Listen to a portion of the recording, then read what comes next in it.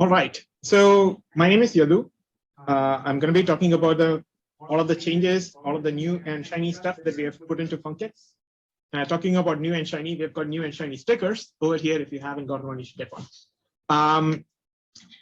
Also, we are short on time, so I'll try to go as fast as possible. Okay, so what is new? funcX 1.0 is out as of August 16th. And what that means is that we've got a bunch of changes to all of the components. So what that means is you've got changes with the mechanism by which you communicate to funcX. So that's a funcX executor. There is a bunch of changes that has gone into the hosted services, which we host on the cloud. And the funcX endpoint, which is like the bit that you run on your machines so that you can run your compute there. And across all of this, we've made a bunch of changes that give you better security. So if you are talking to funcX, you have to use the funcX SDK. You use the funcX client. That's how you used to do stuff. Now you can use the funcX executor, which basically follows the Python standard, concurrent library. So the mechanism basically uses something like, you define the executor, you define where you want to send your stuff. You say funcX.submit, give the function, pointed the right endpoint, you get a future back. And what you do is you wait for the future, and when the execution completes, you get the result back. And it's basically as simple as that. So that's really the change. So earlier in the funcX client, you would have had to register your function, you've had to hold for the result. So this basically simplifies quite a bit of that. So that's the major change in this section. And the meat of the work that has gone into updating funcX or funcX 1.0, which the whole funcX team has been working on for a big chunk of the year, is this. So the previous architecture used to work quite well for a small number of users having mixed workloads like go through it. But we wanted the system to scale well so that we can support thousands of users. So what does that mean? Like what does it mean to work well for thousands of users? So we need to make sure that there is good quality of service. So if Tyler or some major user, let's say Eric Jonas, decides to pump 1 million tasks to the system, that shouldn't slow anybody else down, right? Everybody needs to get a decent quality of service that they get your results on time. The second bit is we, as the people who are hosting the service, need to have decent memory efficiency so that we can handle all of this without burning a hole through our pockets. The third bit is horizontal scaling. So when people run a bunch of stuff through funcX, we want to be able to horizontally scale so that we can actually scale our system so that we get decent performance delivered to you. And the fourth bit actually is when you're running stuff, you don't want to accidentally lose tasks and make the users unhappy. So the other parts of it is, well, we want to do all of this stuff in a performant manner so that we can get you results and with minimal latency. We want to do all of this stuff, again, making sure that nobody else can listen to your pipes. We have security. Only you get access to your pipes. Nobody else is stealing stuff. So how do we do this? So this is what we used to do.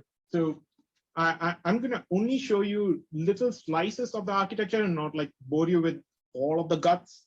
So this is what we used to do. So we used to have funcX endpoints talking to the forwarder, which is an older component with 0MQ, which is like a socket to socket protocol. So the problem is that this was single threaded, which is like not great.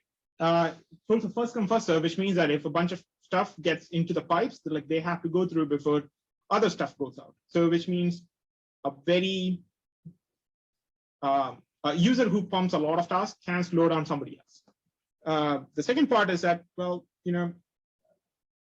it's one single process to minimize memory overhead, but that also causes other problems.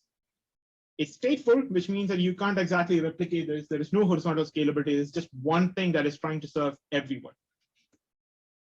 And if for whatever reason, if something really bad happens and the forwarder drops, we could potentially lose tasks. And that's bad. We don't want to do that. So here's a new architecture. We have switched away from using 0MQ and shifted to a more horizontally scalable architecture where we use RabbitMQ to deal with the plumbing. So the advantage is that every endpoint talks to its own isolated queue. So endpoints pull from their own queue, which means that somebody else's queue will not slow you down. The next bit is that because it's RabbitMQ, it's its own thing hosted by Amazon. It's decently scalable. It can hold all of this stuff shared between memory and disk, which means that it can now hold a much more larger amount of tasks and results in flight. It's also hosted and managed by AWS, which means that it's much more reliable, robust, and it can also scale horizontally. It's also got automatic requeuing of tasks which were not handled.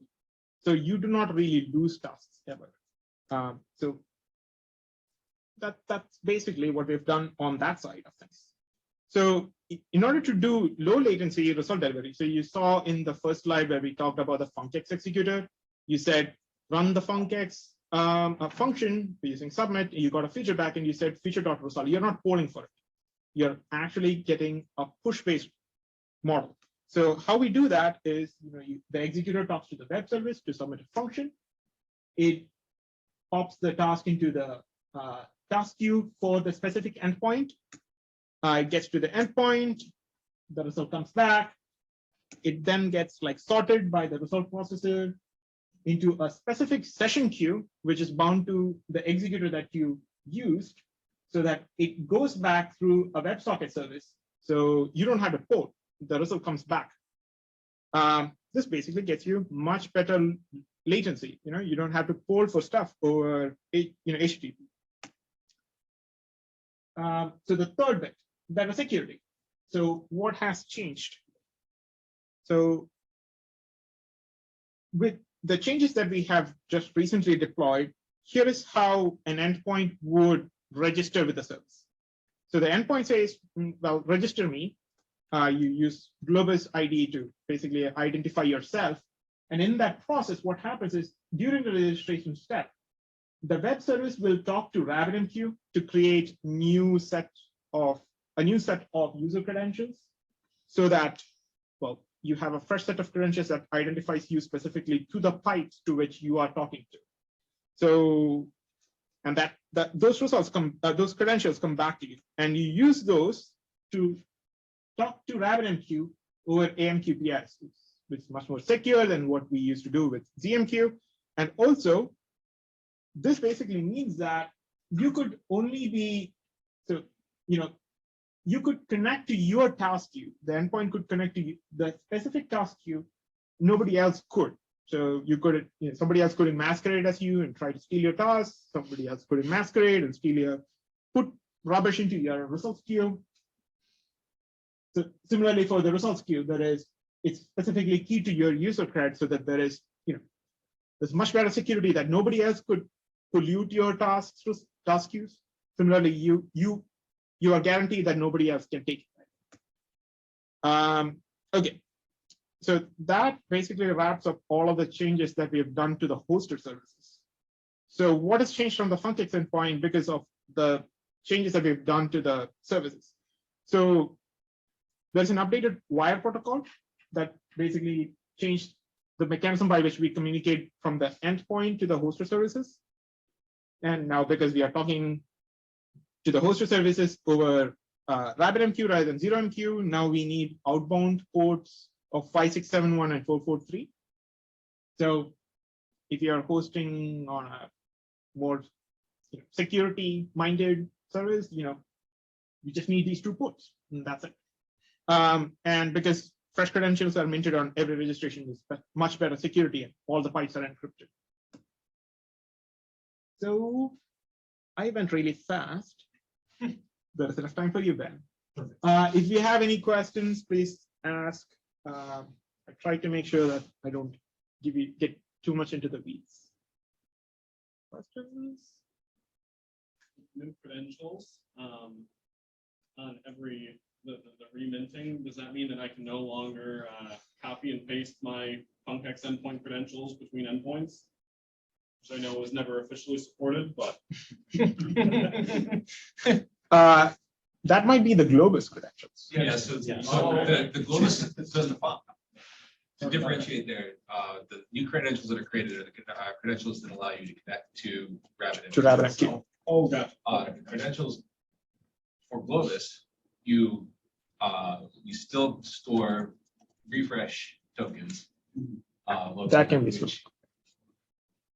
Not suggested, but you can technically copy with any OAuth service. Those have moved where they live now on the endpoint. So they're now in a SQLite database rather than in a JSON file. But yeah, those are still available. However, if you try and start your same endpoint up on two different nodes, you're going to kick the other one off. What happens when you reset the credentials around MQ, whatever was connected gets dropped. So Because credentials just changed. Oh, that makes sense. Yeah. All right, I'm going to stop sharing so that then